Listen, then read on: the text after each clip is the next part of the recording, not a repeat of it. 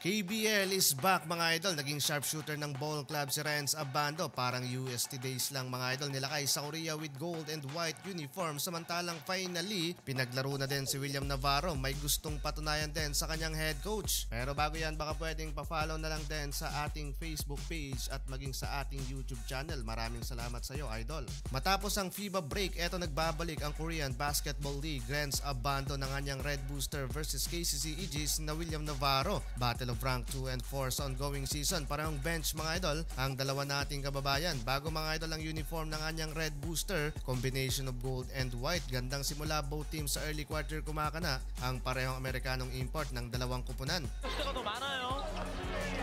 오브라이언트 반대쪽으로 이동돼요. 현동 상대로 밀고 들어옵니다. 오브라이언트 이번엔 반대쪽으로 돕니다.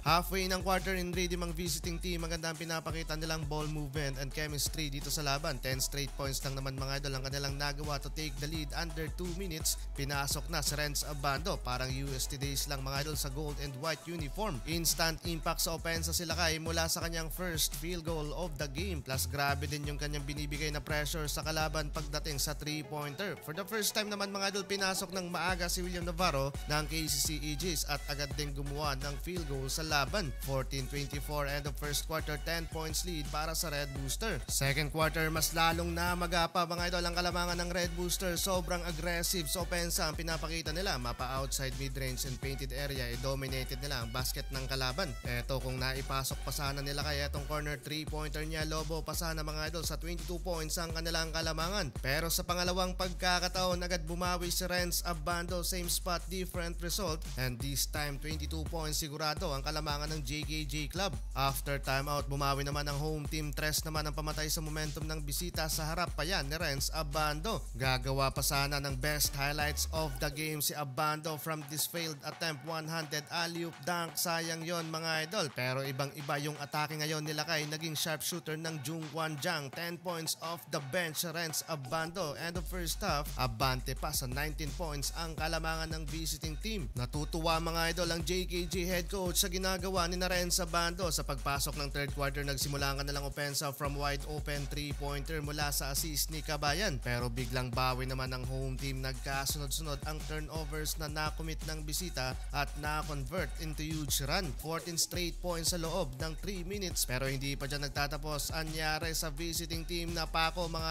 idol sa 53 points at patuloy ang pag-atake ng home team sa basket ni Nalakay. Nagtapos mga idol ang third quarter down by 14 points ang Red Booster, 47-61. Ito ang highlights naman ng fourth quarter. 길었어요. 리바운드 렌즈 아반도. 껴서 던집니다. 석점 실패. 아반도가 나타납니다. 다운 패스.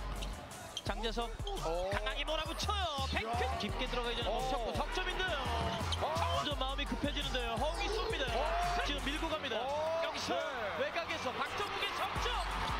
김동현 펜치존 근처에서